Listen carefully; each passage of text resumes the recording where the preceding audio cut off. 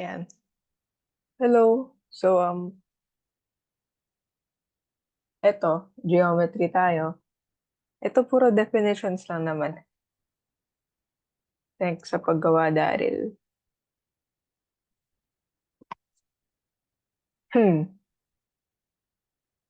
Siguro isang video na lang buo, no? Para mabilis.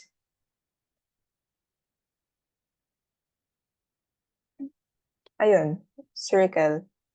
Set of... Send ko na lang tong reviewer. Feeling ko sawang-sawa ka na sa boses ko. Doon na tayo sa solving part.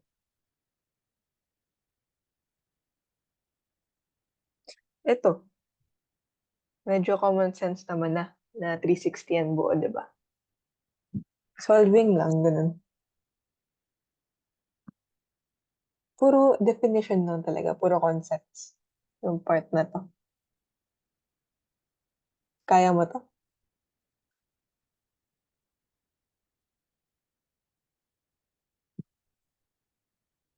Basic. Basic. Kaya mo yan.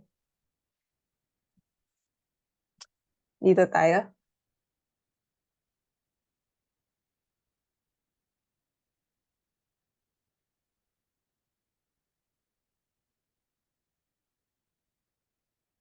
Feeling ko kaya mo na eh.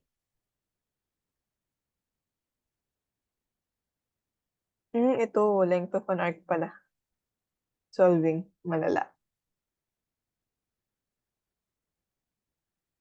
Yun lang naman, di ba? So, arc length.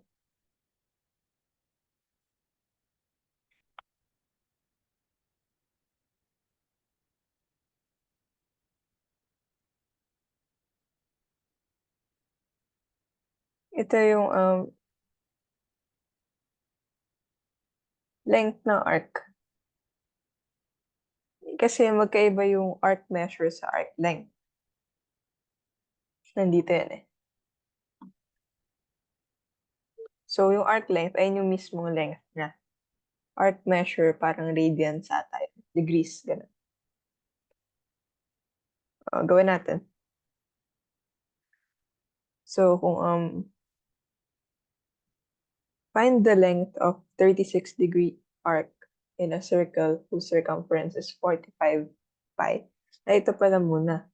Arc length, yung formula niya is pi r theta over 180.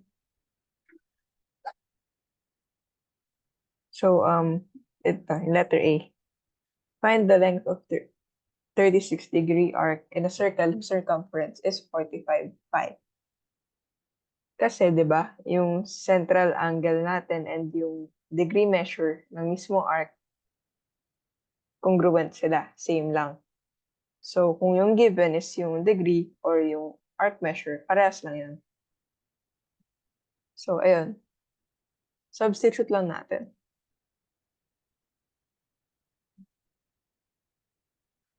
6 degrees, tapos circumference is 45 pi. Ayun yung given. Tapos, ayun. Circumference, same siya sa 2 pi r. Kaso, yun nandito, pi r. Paano natin gagawin yun? Kailangan, both sides, i-multiply natin by 2. So, pwede siyang 2 pi r theta over 360. Minultiply, kasi, ganito. Wait nga lang.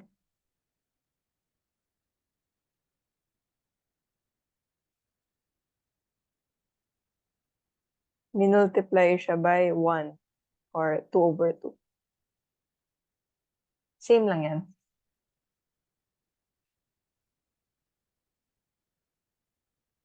So, bale, ito, pwede natin i-substitute dito, di ba?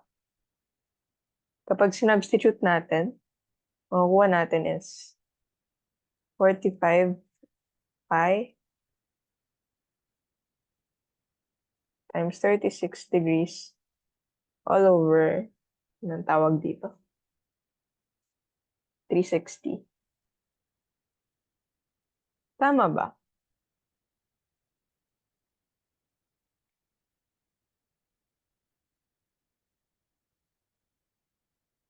Oo, ganun lang. Kaso, ang complicated eh. May shortcut nga pala dito. Sige. Pero sa part na to, ayun yung tinuro ni ma'am. So, yung 45, pwede mong ilabas muna para ma-simplify mo to.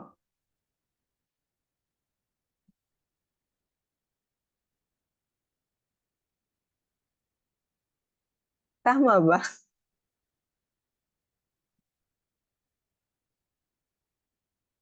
Feeling ko mali. Uulit ba ako? Sabi ko nga mali. Pero pwede siya ilabas eh. Magiging ano, 1/10.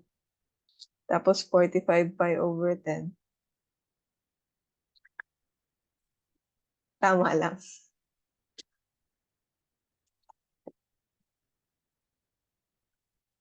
Pinagdududahan ko pa sarili ko.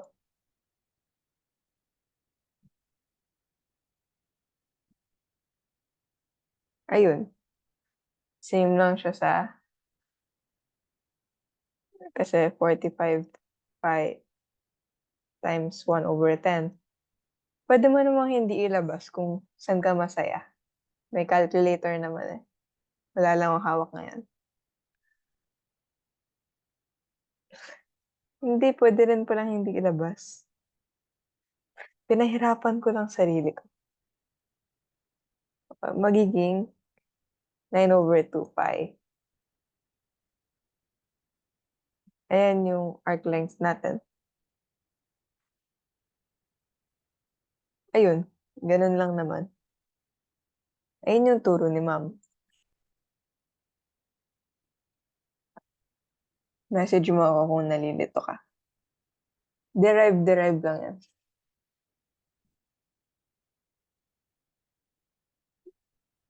Eto, inscribed angle. More on, solving na lang papakita ka, no?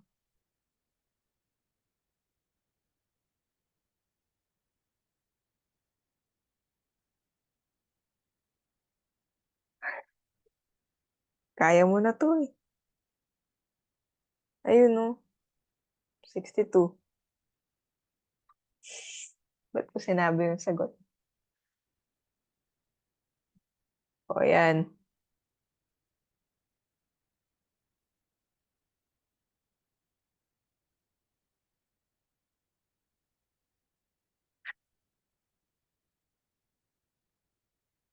Hmm. Tapos, this one, sige, gaya natin. Gusto ko R.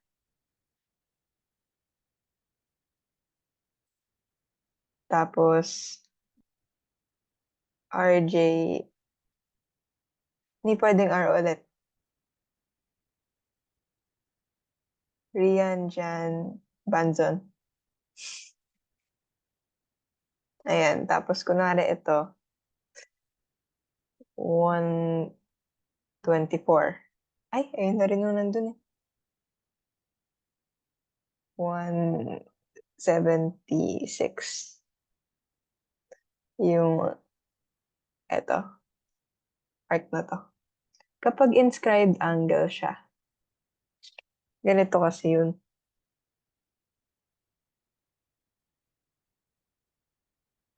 Measure of angle JRB. Eh, gusto ko RJB.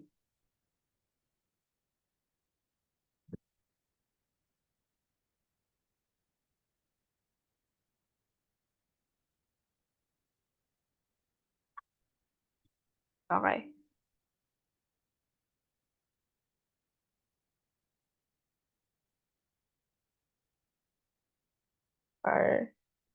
RJB is equal to 1/2 of RB. Ganun yun eh. Kapag inscribed angle, kalahati siya neto. Kapag central angle, pag kunwari, ito, congruent siya dito. Okay? Yun lang. Pero inscribed angle, so kalahati siya. Ayun. 1/2, 176 degrees. Eh di ano, 88 degrees. Tama ba? Teka nga. 88 times 2, 16, 17. Uy, astig.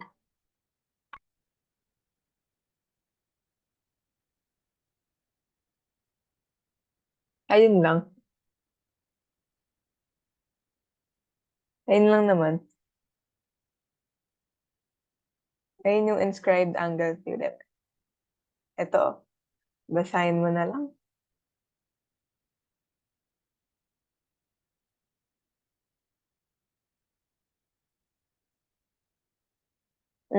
Ako gumawa nito. Wala, flex ko lang din. Maganda. Maganda yung pagkagawa ko.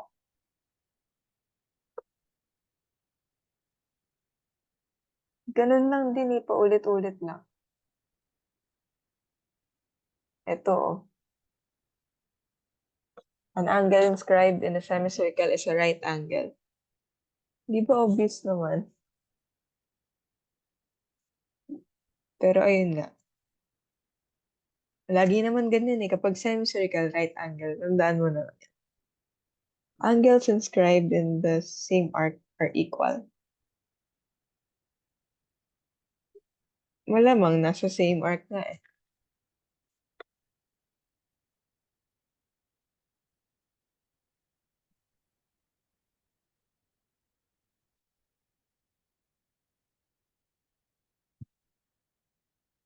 Oh.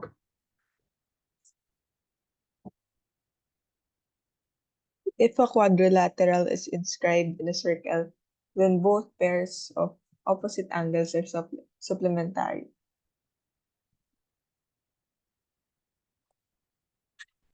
Ayun lang. Basahin mo na lang. Kayang-kaya mo yan. Lagay ko yung lahat ng to mamaya sa... Uy, ito, mabilis lang to. Gawa ni Al at Elaine. Tangent line. Lines.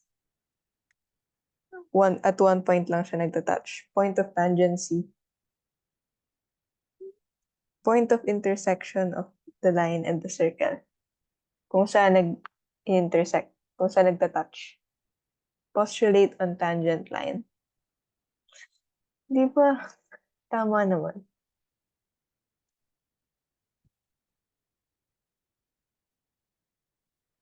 Sige lang. Common tangent kapag yung yung dalawang circle, tapos isang line. Tugs. Ayun, common tangent siya. Pwede rin naman ganito. Tugs. O, di ba? Common tangent yan. Wala ka nga pala nung dinascuss to. Pati ba yung isa? Hindi. Nandyan ka naman yan. Di ba? Tiwala na lang.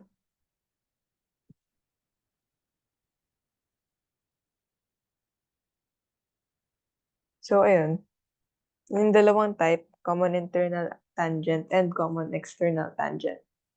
Common internal tangent. Wait.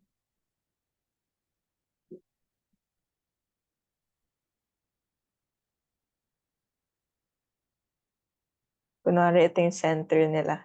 Tapos, gawa tayo ng imaginary line. Ito mukhang nalilito yung iba dito. Common internal tangent. Ano?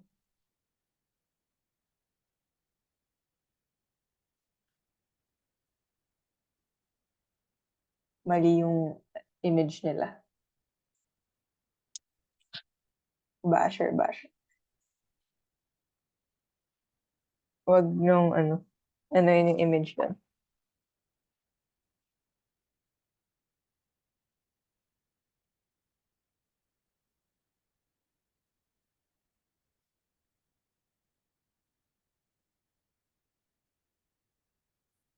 Common internal tangent. Ayun yung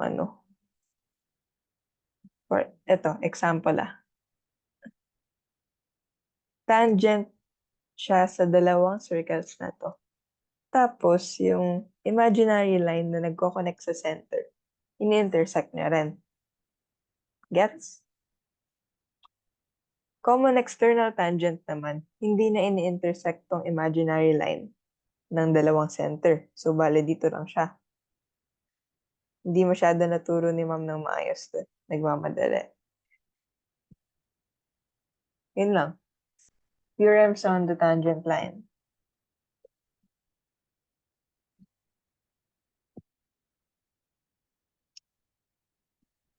If a line is tangent to a circle, then it is perpendicular to the radius drawn to the point of tangency. Ganun. Bale, ganyan. Kasi ito, malamang, perpendicular yan. Ano pa ba? Next, if a line is perpendicular to a radius of a circle at, huh?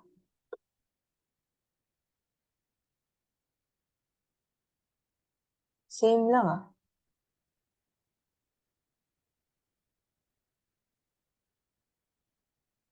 Same nga lang. Pero ganito. Pero vice versa. Kung ano sa sari.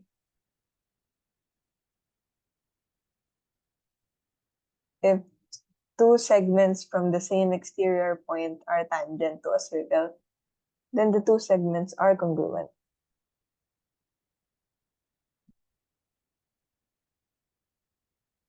Oo, ganun. Oh, example. Ayan. Yun yung circle. circle. Circle natin. Tapos meron siyang dalawang lines. Is galing sa point na to. Tapos tangent sila parehas. E di congruent tong dalawa. That's all. Ay, second. Second line. Ay, isa lang pala kailangan. Yun. Intersect sa 2 points. Yun lang. Next tayo. Ay, nasa messenger.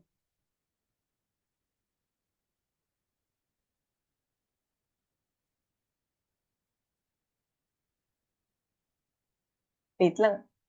Medyo magulo pa layout na ito eh. Pinaayos ko. Ayun. Ito na. Ito yung sector and segments.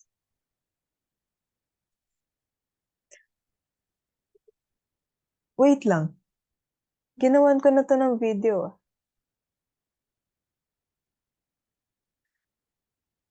Ito. Gagawin ko pa rin. Pero, pag alam mo na, skip mo na. Yung nagawan ko pa lang naman is yung sector and segment. Yung art length, wala pa.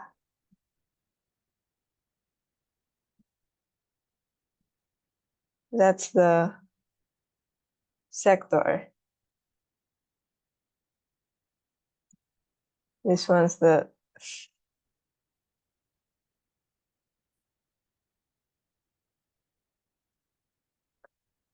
ito naman,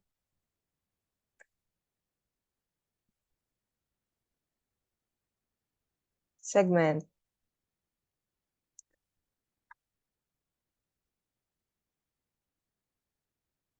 May sense siya kanina.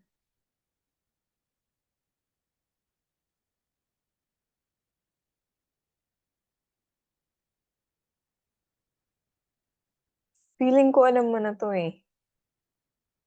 Naturo ko na.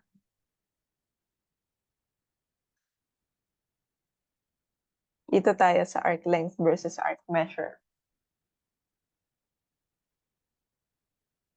Tsaka nakapag... No, alam mo na yan, no? No, no.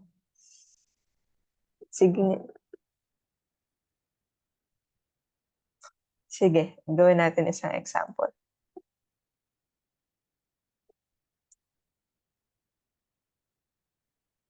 Sa sector muna. Yung area niya. Ganito lang din kanina sa ano eh. Arc length. Basically. Sige ah. Gawin ko sila na magkatabi.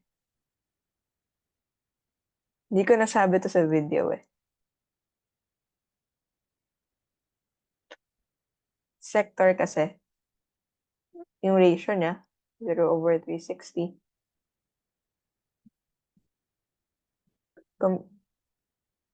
Tapos, sa arc length din, ratio, di ba? Zero tuloy. Basta yung degree measure over 360. Kailangan yan parehas. Pero sa arc length kasi, di ba? Kunwari, visualize mo na. Visualize. Kunwari, ayan. 60 to, tas 360 buo. 60/360 is 1/6, di ba? Ayun yung ratio niya. Tapos, yung mini-measure natin doon, arc length. Yung mismong line na to. Kailangan natin kunin yung kung ano yung buong ganun bago natin siya hatiin sa pag-ganon. Ano daw? O, ayun. So, bale, sa arc length, yung circumference yung ano natin doon. 2 pi r. Dito naman sa sector, and multiplied by. Dito naman sa sector, ito kasi yung buo. Yung ratio niya, ayun yung part na gusto natin kunin. Saan natin kukunin? Sa area mismo, yung buo. So, i-multiply natin siya sa area, pi r squared. Diba? Similar lang. Skip mo yung unang lesson ko sa arc length.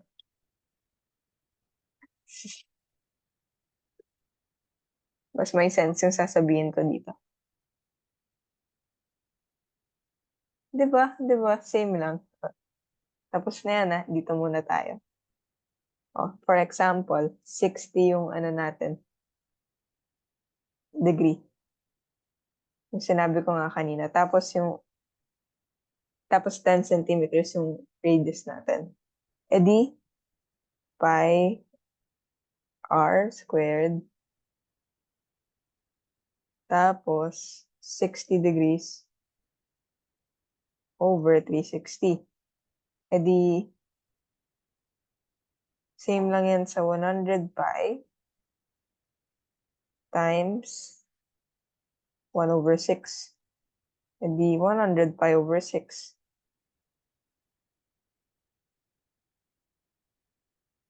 Same siya sa 50 pi over 3 pag sinimplify. Tapos, ito na yung sagot mismo. Kunin mo na lang yung decimal version niya. Hindi ko tinatamad ako. Ayun lang din. Tapos sa segment, ayun, kailangan pa rin natin yung formula ni sector. Kasi si segment, part siya ng sector.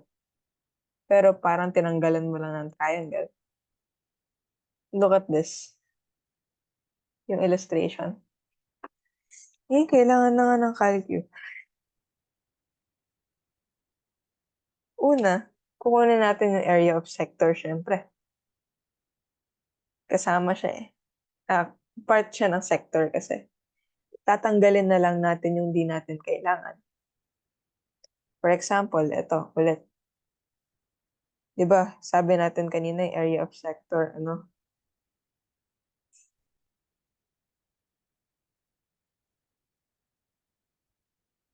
yung 50 pi over 3.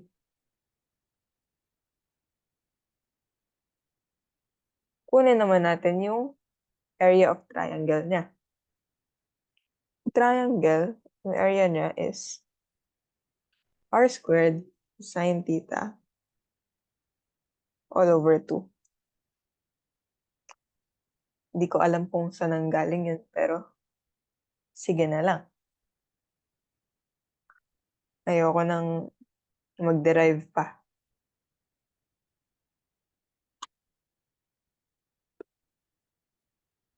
Tapos ayun,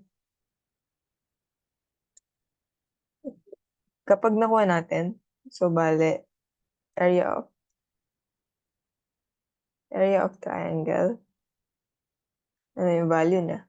R squared, R natin 10. So, 100 times sine, ito na lang, i-calculate mo na lang. Pero i-move natin 43.3 centimeters squared. Ito rin pala centimeters squared. Tapos ganun. Ima-minus, isusubtract lang natin si 43.3 centimeters squared dito. Ito, gawin na rin nating decimal. 52.36 centimeters squared minus 43.3 centimeters squared para makuha si area of segment. Kasi ito, yung illustration. May sense yan. Ayun lang. So, makukuha nating sagot, yung area of segment is 9.06 centimeters squared. Yay!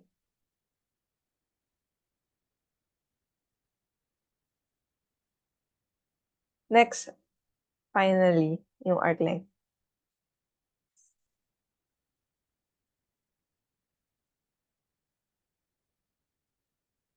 Marami palang formula, no?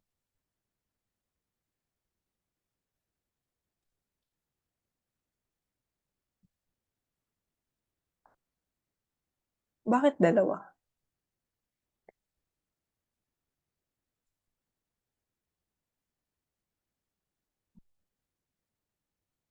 Ay, parehas lang.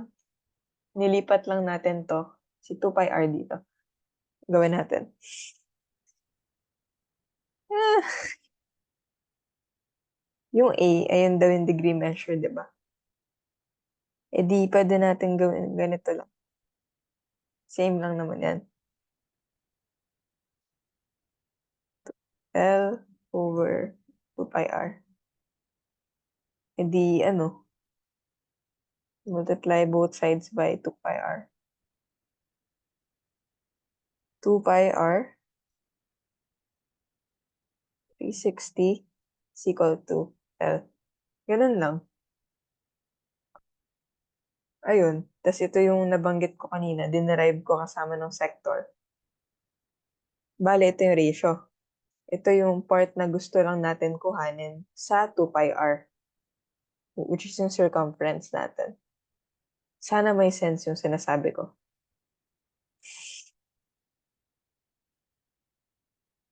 Ayun lang.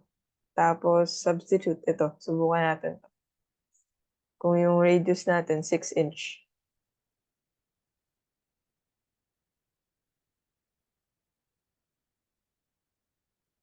Tapos, 100 degrees, kunwari. Kunwari, nandun na nga. Ayun yung, natin, arc length. E di 12 pi.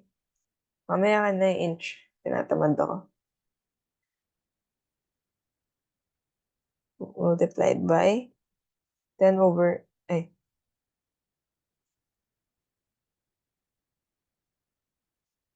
over 18 ba? 5 over 18 multiplied din, multiplied by 5 over 18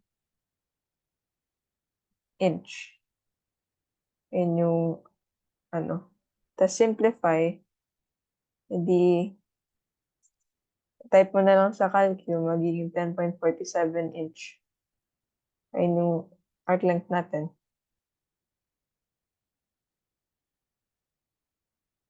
Ayun. Yung arc measure, same lang siya sa central angle. Nabanggit ko rin yan kanina. Arc length ay yung mismong length niya. Yung part sa circumference. Yun lang. Bye. Paano to?